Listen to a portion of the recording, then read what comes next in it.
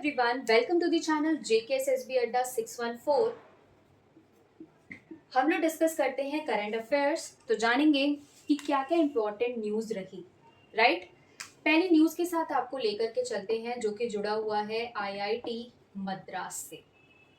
हाल ही में हुआ क्या है कि आईआईटी मद्रास ने अपना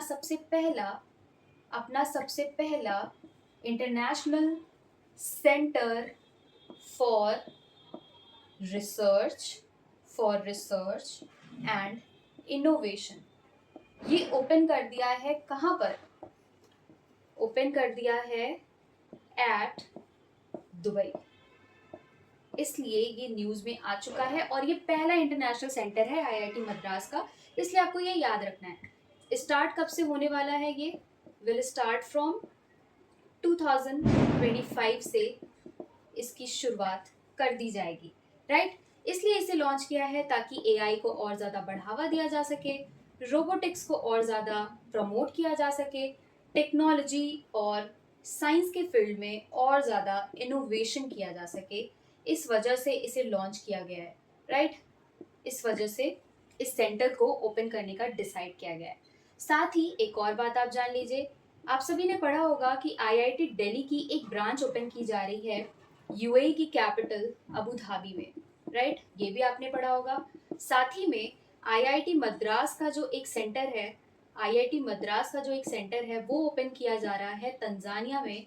तंजानिया जो कि एक अफ्रीकन कंट्री है। तो इसी न्यूज के साथ जुड़ी हुई दो और चीजें आप साथ में याद रख लो, राइट। चलते हैं अगली न्यूज के साथ जो कि जुड़ी हुई है एक्सरसाइजेस से।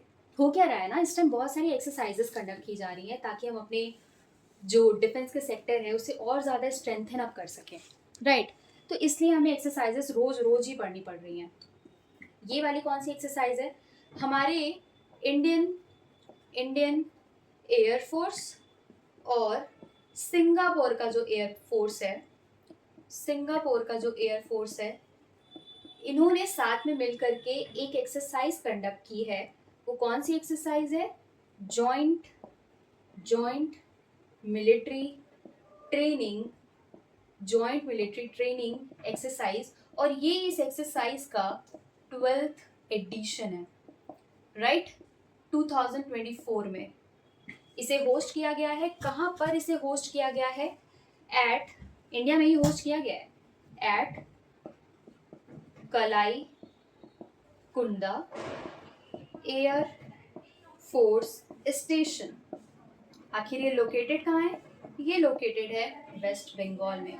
तो अपना भारत ही इसे होस्ट कर रहा है और इस बार इसका 12th एडिशन है, राइट।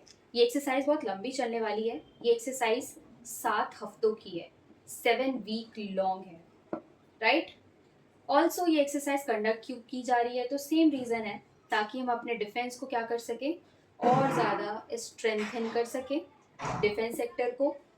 इंडिया और सिंगापुर अपने डिफेंस के कॉपरेशन को शो कर सके, इंडिया और सिंगापुर मिलकर के अपने डिफेंस के कॉपरेशन को शो कर सके। इस वजह से इस एक्सरसाइज को कंडक्ट किया गया, राइट।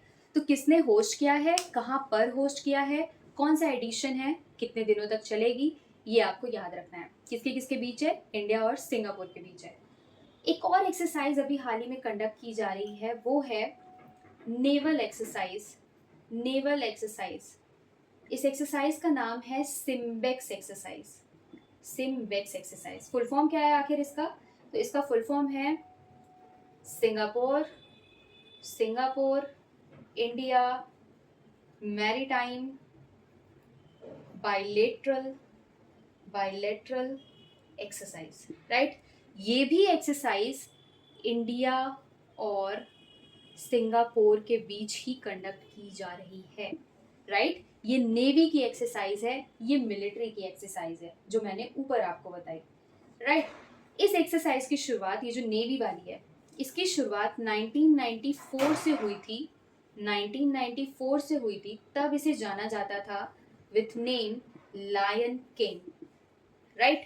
पहले इसे लायन किंग के नाम से जाना जाता था। इस बार इसका कौन सा एडिशन होस्ट किया गया? तो वो है 31st एडिशन, मैंने आपको पहले ही बता दिया कि इसे होस्ट किया है हमारे प्यारे भारत ने। लेकिन जो लास्ट ईयर था 30th एडिशन इस एक्सरसाइज का, इसे होस्ट किया था सिंगापुर ने, राइट। तो आप ये भी साथ में ही याद रख लो, ये मिलिट्री की एक्सरसाइज है जो अभी कंडक्ट की जा रही है, ये भी नेवी की एक्सरसाइज है जो भी कंडक्ट की जा रही है, दोनों एक साथ याद रख लो। एक और एक्सरसाइज है जो इंडिया और सिंगापुर एक साथ कंडक्ट करते हैं, वो है bold Kurukshetra, bold Kurukshetra exercise. ये भी इंडिया और सिंगापुर के बीच ही होती है, राइट। तो सिंगापुर की कैपिटल क्या है? बहुत ही इजी सी कैपिटल है, आप लोग कमेंट बॉक्स में बता सकते हो, जरूर बताना।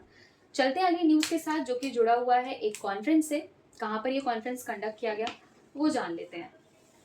इस कॉन्फ्रेंस का जो नाम है वो है COP16 कॉन्फ्रेंस, राइट, जो कि बायोडाइवर्सिटी से जुड़ी हुई है। क्या नाम है इस कॉन्फ्रेंस का? इस कॉन्फ्रेंस का नाम है COP16, जो कि बायोडाइवर्सिटी कॉन्फ्रेंस है, बायोडाइवर्सिटी कॉन्फ्रेंस है, राइट। कहाँ पर इसे होस्ट किया जा रहा है?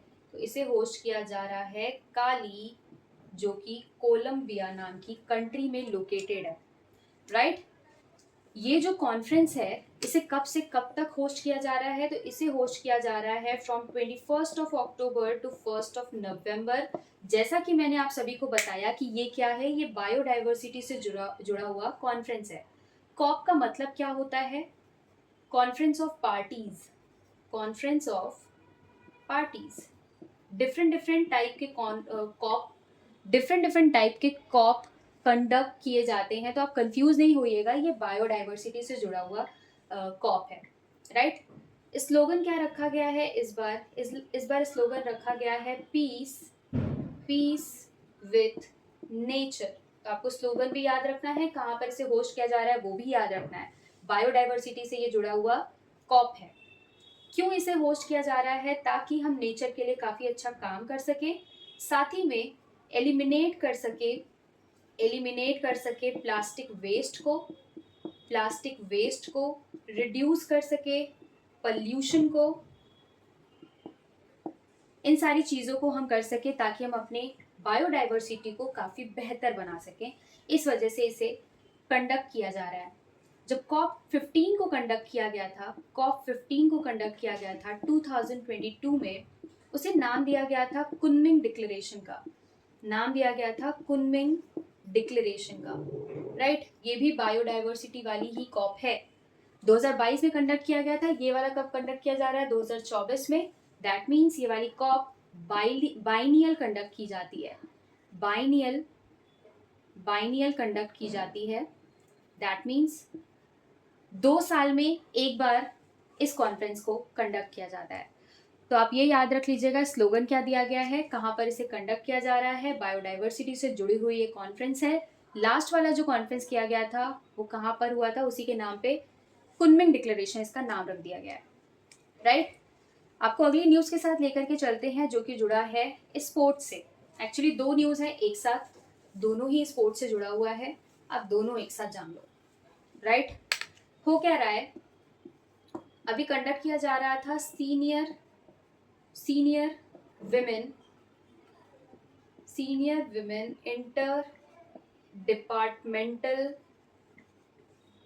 नेशनल हॉकी चैंपियनशिप, इसे कंडक्ट किया जा रहा था। फाइनल मैचेस जो थे वो खेले गए थे railway versus Indian oil team, और इसे जीत लिया है रेलवेज ने, राइट। इसे रेलवेज ने जीत लिया है, इंडियन ऑयल को हरा दिया है। कहाँ पर इसे कंडक्ट किया जा रहा था? तो कंडक्ट किया जा रहा था दिल्ली में, मेजर ध्यानचंद स्पोर्ट्स कॉम्प्लेक्स में इस मैच को कंडक्ट किया जा रहा था जो कि हॉकी से रिलेटेड है।